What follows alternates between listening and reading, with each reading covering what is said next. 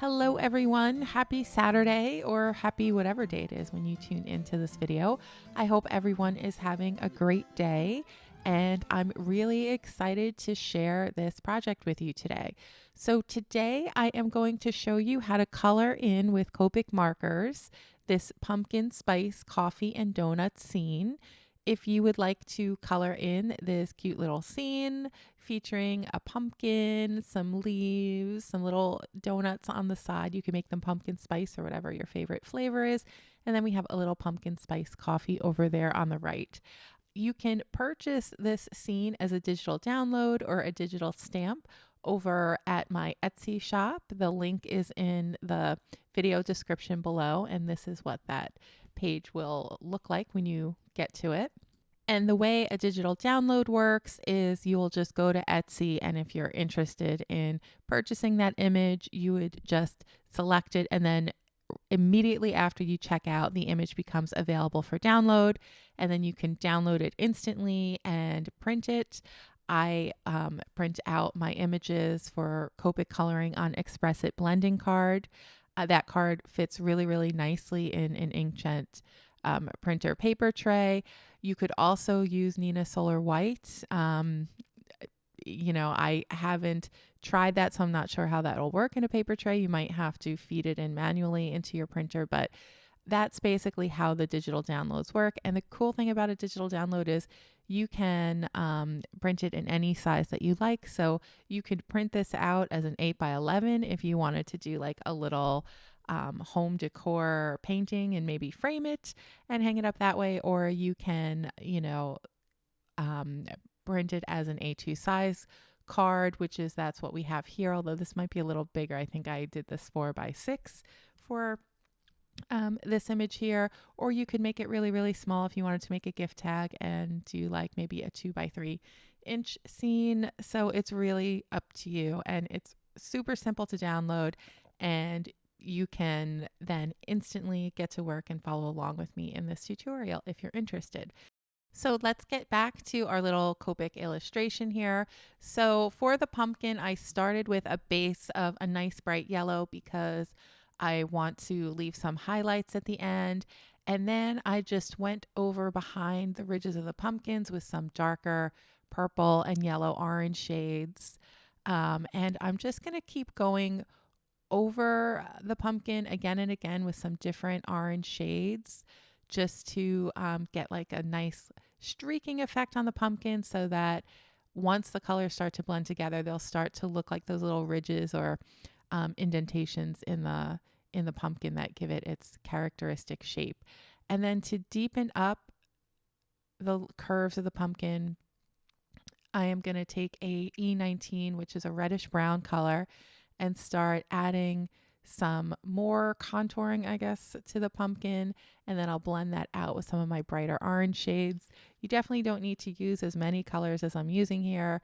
You could probably get away with 3 or 4 colors: a nice bright yellow, a nice mid-tone orange, and then maybe a reddish brown, and then a darker brown for your shading of the pumpkin. And I think that would work really, really nicely as well. Here, it's been a while since I've got my Copics out. I think I just got them out again in the past week. So I'm kind of playing with all the colors again and reacquainting myself with the different colors. So we're going to finish up the pumpkin in a moment, and then we can move on to some of these other cute little images in the scene. So we have the little pumpkin spice pumpkin on our coffee cup there. So I'm going to color him in just like I did our main pumpkin with a little less detail. And then we can start filling in our donut. So that little part right there that I just colored in is the bite mark. So I want it to look like a crumb. So that's why I left a bunch of white space when I added in the shading, and just so that we can start to make it look like there's a crumb going on in that part of the donut, the little donut bite. Then I'm going to dot some color over it with an E57, blend it with an E35, go over the little parts that would be in shadow with an E27. And as you can see, the crumb of our donut is starting to take shape. And then whenever I think it needs a little blending, I'll go over it with that E31. That's my lightest brown shade. we'll start adding some shadows under the frosting with an E59 here. So that color is going to be the, pardon me, the darkest shade that we have for our little pumpkin spice cake, or I guess it looks a little, maybe a little more chocolatey here.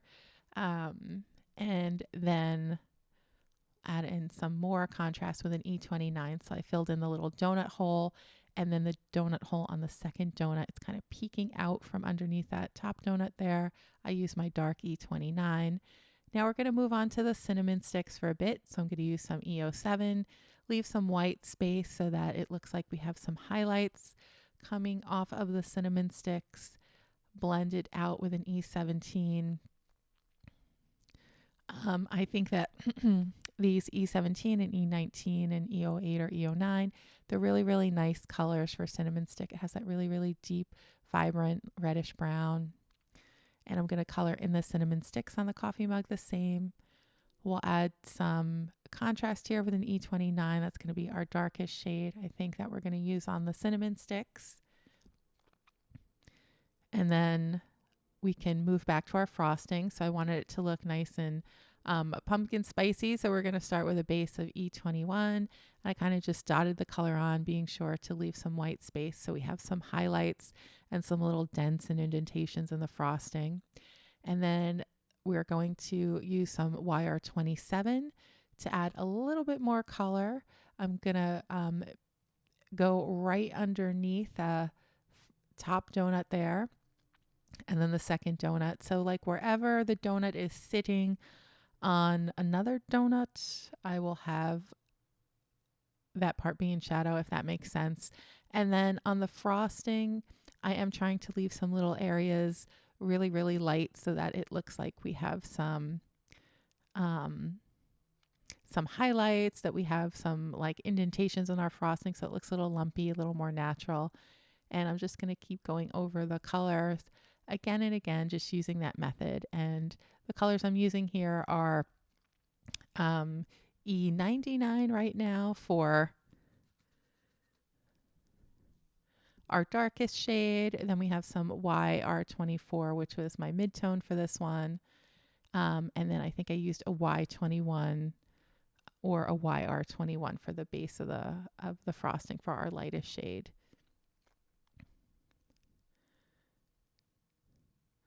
Y23, that's what the lightest shade was there, but I think Y21 would work fine too. Now we can move on to shading in our coffee mug. So for the lid there, I'm going to use some E55. For the base, E29 for the darkest area for the shadows. And I'm just going to add that color like right underneath the little ridges on the coffee mug, like wherever it's would be in shadow is where I'm going to add those darkest colors. And then blend it out with an E57. Maybe have a little bit of shadow coming from the edges so it starts to look a little more rounded. And then we can move on to our pumpkin stem. So I'm using YG 93 to 99 for the greens in this video. I find that the YG 90s are a really, really nice natural color for leaves and for foliage.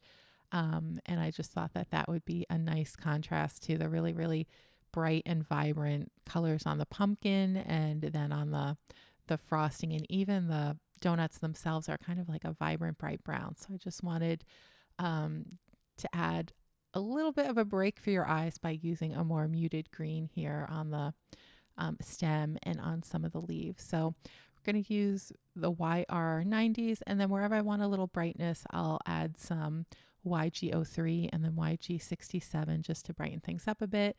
I did that on the three little leaves off to that are kind of coming off the stem of the pumpkin. And then for the base of the pumpkin, I'm using some brown shades and some of that the YG shades as well, just to add a shadow. Our coffee mug is going to be that green as well, so I used a base of YG91.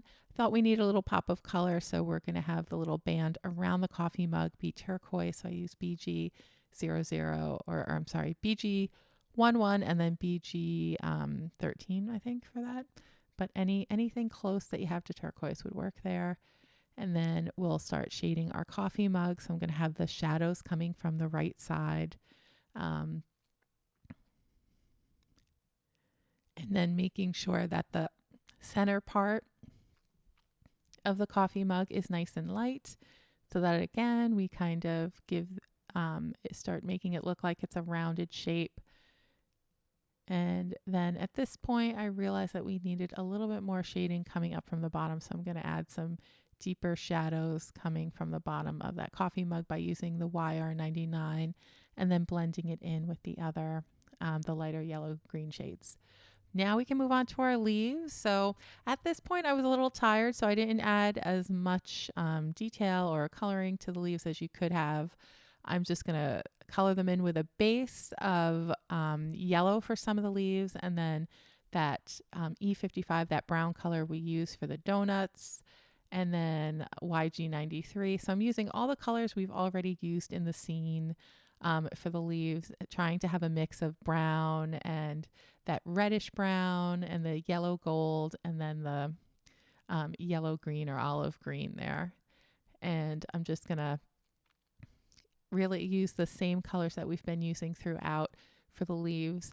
One final step that I could have done but didn't was, once we're done adding the coloring to the leaves, we could have put a little shadow right underneath the pumpkin with maybe some of that E29, or you could even use a gray like a C7 or a C8, like right underneath the base of the pumpkin, just to add a little bit of shadow underneath the pumpkin there. I think that would look nice. And then for a final touch, just to kind of ground the scene, I'm going to go over the outer edges of the image with some B000. So this is a nice touch to do when you have an image that's really busy like this and you don't want to add more by way of background. You can just go over your image with a really light highlight color. And I thought the blue would pop really, really nicely against the colors that we have here. I'm going to add some accents with a gel pen. So we'll add some little crumbs, dot some little crumbs into the donut. We're just going to add some whimsical little dots to the pumpkin as well in the areas where there'd be a little bit of shine. You could add straight lines, like curvy lines as well, following the curves of the pumpkin if you wanted it to have a more natural or shiny look. But I thought the little adding the accents with some dots would add a little whimsy to the scene. For the coffee mug, I'm just going to add some shine to the top of the lid there, maybe a little. So this is what it would look like if you just wanted to add a curved line to your pumpkin. See the upper right hand part of the pumpkin. I did a curved line as well as some dots, and I'll add some little white reflections into the donut frosting just so that it looks nice and shiny and yummy. And I think this is looking good. Just a couple more dots on the leaves and we are done. So this is our little pumpkin spice coffee and donut scene. I hope you enjoyed this video, and if you would like to make a scene of your own or color along with me on this video, feel free to go to my Etsy shop. The link is in the description below the video.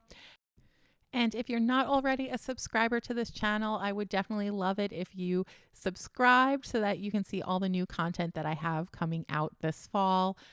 Also be sure to click on the bell so that you can get notified when I have a new video coming out.